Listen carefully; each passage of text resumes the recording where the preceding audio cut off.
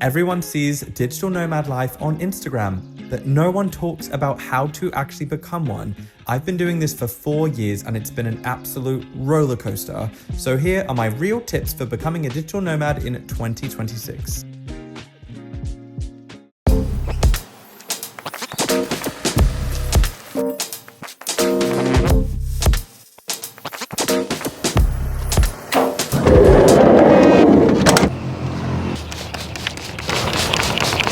So my first tip for becoming a digital nomad in 2026 is firstly make sure you've got a nice clean windscreen wherever you are. But no, on a real note, it's see if your current job can be done remotely. Sounds really simple, it truly is. I feel like one thing that 2020 taught the world is that you can do your job from home. Not like everyone, like obviously if you are a teacher, or maybe if you're a teacher, but if you are a nurse or you work in a cafe, obviously those jobs you can't do at home. But if you work like in an office environment, like 80% chance that you can actually do that from anywhere in the world. And you could negotiate. I would do this.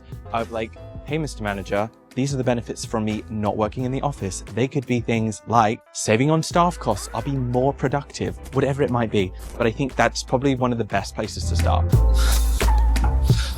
And this is the most valuable, most important, most juicy tip that I can give you. If you take anything from this video, it's take this tip. Take it with a grain of salt, but this tip has truly changed my life. It's creating a social media account. And I know you're thinking you don't want to become like an influencer or content creator.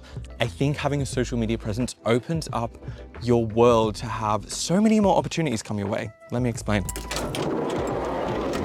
And take this from someone that has had so many cool opportunities because he decided to post these silly little videos on the internet. Now, although we are a small but mighty YouTube channel, I have around 35,000 people that follow me over Instagram, my email list, and here on YouTube. When I say create a social media presence, what I mean is let people know what you want to do. If you're a video editor, start posting about your services. If you're a social media manager, start posting about that. If you are a yoga teacher and you teach yoga online, start posting about that because you don't know who's watching your videos. I have had so many incredible paid and free opportunities in the travel space because I post these videos.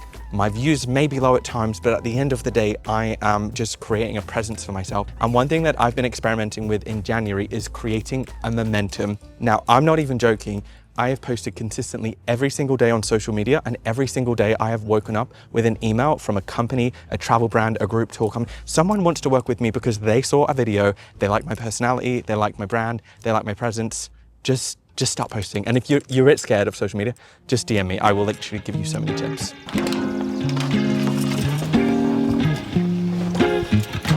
My next juicy tip number 3 for becoming a digital nomad in 2026 is to find community. The digital nomad community is so lovely and it's just like a world of its own. I feel like we exist outside of this whole like 9-to-5 normie kind of mentality. And I think being surrounded by other people doing cool things like working and traveling, it will just allow you to get in the mindset of someone who's living the life that you want to live. So what I would recommend you do is join some Facebook groups, start following people on Instagram or TikTok that are in the digital nomad space because you're going to learn a lot, you're going to find out about opportunities. Even my social media, I'm always posting about like remote jobs or work and travel opportunities.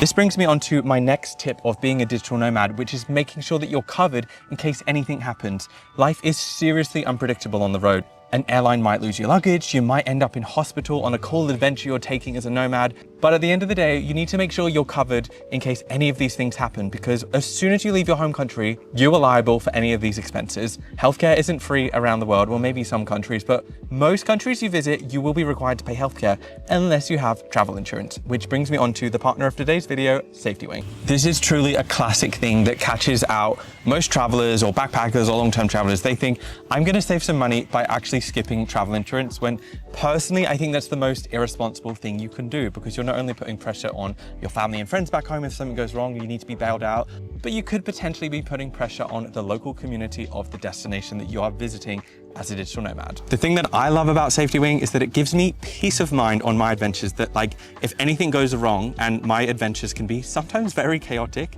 but I have peace of mind that if anything does go wrong, Safety Wing have got my back. They also work on a subscription basis, which means you don't have to pay for your whole year worth of travel insurance upfront, because that can be expensive. And another perk is that you can already be traveling whilst you insure yourself. I've personally used Safety Wing since I left in July 2021, and I've never canceled. It's just continually renewed because my adventures haven't stopped in the last 5 years because I became a freaky digital nomad. If you want peace of mind on your global backpacking digital nomad travel adventures, you can click the link down below in the description box or scan the QR code on screen. And the cool thing is you can actually create a free Safety Wing account, put all your details in, and then when you're ready to go on your digital nomad adventure, you have one less thing to think about. Now let's get back to the other tips. And then you've got the difficult question of what kind of digital nomad are you going to be? Are you going to work a traditional remote job, or are you going to set yourself up as a freelancer slash business owner? I actually think there's pros and cons of each. I think if you are working more of a remote job, which is more traditional, like you have a contract, sick pay, annual leave, that kind of thing, you're going to have a more consistent income, and I guess that's like the safer route. Or if you wanted to become a freelancer, this means you're basically selling your services and your products to other businesses, which will give you more flexibility, and it might be a bit more difficult if you do have a remote job, because you may have to work certain hours, which would then keep you tied to a certain destination, because the world is a big place with different time zones, and if you're working UK hours in a place like Australia, then that's just not going to work. Or it will work, but you'll just be working really late. I would also focus on creating reliable, consistent income streams, because when you're on the road, you don't want to be stressing about money. So this is exactly how I set up my finances and income. I somehow have 8 income streams, and this comes from someone that used to work a 9 to 5 as a social worker. The overall future goal is to be a full-time YouTuber. I'm not making enough money on this platform to sustain my travel lifestyle. So I have 3 days that I set aside for freelancing, and that enables me to do whatever I want. That pays my bills, my travel, and food, and all those other good expenses. And then I have my other income as a content creator slash influencer. I'm also not saying this to brag that I have so many income streams, because they are very modest and they don't actually pay a whole lot sometimes, but I just want to illustrate how you can build up your income streams. The first income stream that I built up was the AdSense on my YouTube videos. No matter how much I post, I still tend to earn the same amount of money. I also link affiliate products down below. So any products that I personally use and love, I will share them with my audience online. If they make a purchase, I get a small kickback. So whether that's a tour I've enjoyed or a travel insurance product that I've used like Safety Wing. Then we have digital products. So a lot of my content is about moving to Australia. So I have a moving to Australia ebook. I did used to offer moving to Australia consultations just to jump on a call, because I get so many questions and help people plan their year-long trip around Australia. And then I have brand partnerships. So this will be where a brand will reach out to me and say, hey, we have a campaign, we'd like you to be involved. We'll agree a rate, usage rights, all that good stuff.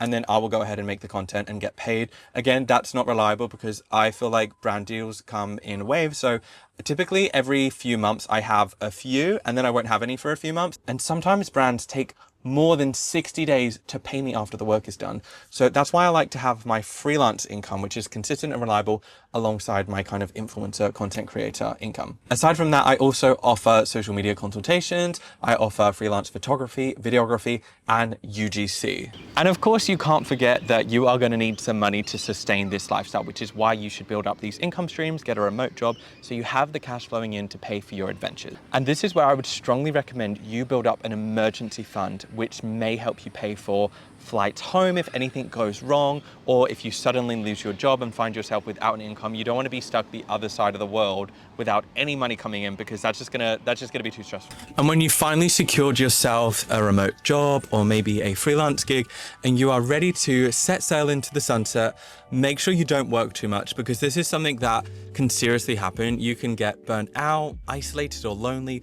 What may look like living like the best dreamy lifestyle online, you might just find yourself like overworking yourself. I have to check myself sometimes because I can really get caught up in work, especially if I'm not surrounding myself with people. So I would just check yourself regularly, make sure you're looking after your mental health, because I've definitely found myself in paradise working a bit too much, maybe because the weather's bad. And then I'm like, hey, I'm just existing in a nice apartment in AC all on my own, which I'm really good at spending lots of time on my own, but it's not ideal and it's not the kind of dreamy digital nomad lifestyle that I want to be living.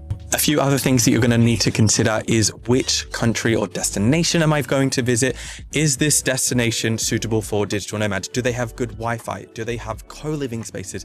Do they have places that you can co-work, which is how you're going to make friends and build community on the road? I'd also strongly recommend not going somewhere for a few days because that is going to lead to burnout. I don't go anywhere for less than 1 week. Preferably, I'd like to stay in a destination for at least 1 month at a time. I'm currently van lifing, so it's a bit different. Usually when I visit a destination, I will always want to stay so much longer, which can cause some beef with my friends because I'm like, I want to stay here a week, and they're like, I just want to stay here for 2 days. And I'm like, no, this is not happening.